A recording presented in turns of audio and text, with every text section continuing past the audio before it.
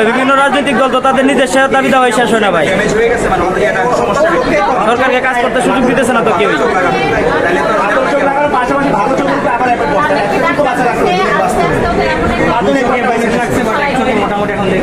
ওরা সবাই এটা নিয়ে ভয় পাইতেছে যে আমাদের আরেকটা ফালাবে, আমরা বাঁচাইতে চাই। কিন্তু আমি আশ্বস্ত ভাবে পাশে আসতেছে না। আমাদের নেতারা বলেন যারাই হোক ওদেরকে ফোন দিয়ে যে ওর চোখটা বাঁচাতে বলে ট্রিটমেন্ট লাগবে। ডাক্তারদেরকে রেকর্ড দিতে বলে তারা রেকর্ডটা পর্যন্ত দিতে চায় না। না রেকর্ড দিতে হবে, ওর চোখ ভালো হবে না। আজকে এই চোখটা ফালানো অবশ্যই ডাক্তাররা বলতেছে যে আমাদের বাংলাদেশের ট্রিটমেন্ট শেষ, আমরা যা করণীয় ছিল করছি, কিন্তু বিদেশে এইগুলো উন্নত মানের ট্রিটমেন্ট আছে। আমাদের ভিতরে অনেকের যাদের টাকা ছিল, কিছু কিছু লোক বিভিন্ন লোক বাইরে গেছে ট্রিটমেন্ট নিয়ে একটু সুস্থতা বলতে। হ্যাঁ, আমার কথা বলে যখন রাষ্ট্রীয় সম্পদ হিসেবে ওরা আছে, তাহলে আমরা কি ওদের জন্য ভালো চিন্তা আপনারা সবাই যদি চাপ দিতেন দেশের বাইরে পাঠানোর জন্য আমাদের সবাই পাঠাইতে পারতেন।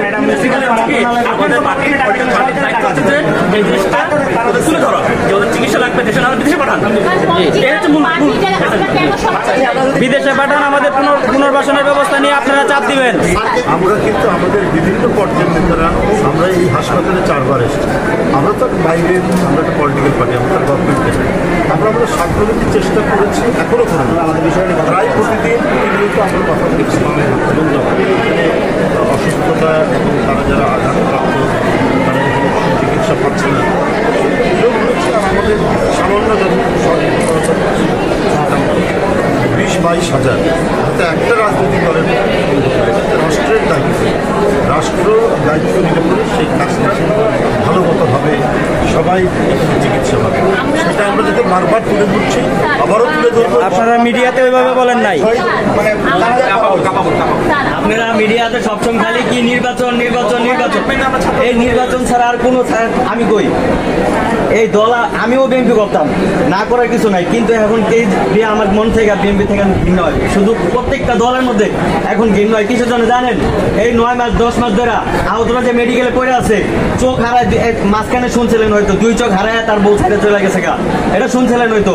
ট্রিটমেন্টের অভাবে তাদের পুনর্বাসনের কোনো খবর নাই, সপ্তাহখানিক দেখতে আসে নাই, কেউ বলা যায়, আশ্বাস দেওয়া যায়। কিন্তু এখন যারা পলিটিক্স নিয়ে এখন পুরো ব্যস্ত হয়ে গেছে গা, কিভাবে পলিটিক্স করবে আর কিভাবে নির্বাচন করবে।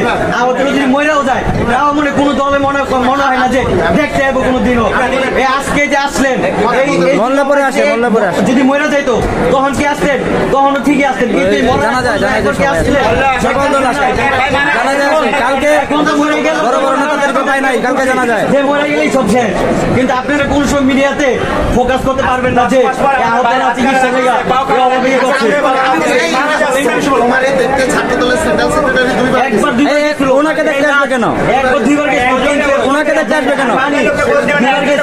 একজনের খোঁজ নিয়ে আপনি যে কথা বলবে তার খোঁজ নিয়ে চলে যাবেন, এটা হয়? একজনের কথা বলবে তারই আপনি দেখবেন, আর বাকি থেকে কি করবেন? আপনাদের প্রতি দাবি থাকবে, আপনারা সবাই আমাদেরকে নিয়ে এখনো সময় আছে, আপনারা কথা বলেন। নাসির ভাই গেছিল, হ্যাঁ যা বলছিল কি জানেন, যে বলছিল তোমার যা দায়িত্ব আছে, তোমাদের যা ভরণ পোশাক আছে সব আমরা আজকে থেকে তার কোম্পানি থেকে তোমাদের সব ভরণ পোশাক আমরা নিছি, এরপর থেকে তাদের আর কোনো যোগাযোগ নাই। এটার উত্তর দেন এখন। এটা বলছে মিডিয়াতে ছড়াই গেছে, আপনারা যতই কম মিডিয়াতে ছড়াই গেছে। আপনাদের প্রতি দাবি থাকবে, আপনারা মিডিয়াতে এগুলো ফোকাস করেন, আমাদের আহতদের সুচিকিৎসাটার জন্য ভালো করে হয় এবং পুনর্বাসনটা যেন হয়। আপনারা নির্বাচন করবেন, আমরা আপনাদেরকেও সহযোগিতা করব, কিন্তু আপনারা আমাদের চিকিৎসাটা করায় দেন অন্তত। আমার ভাইদেরকে আর আত্মহত্যার পথে ঠেলে দিয়েন না।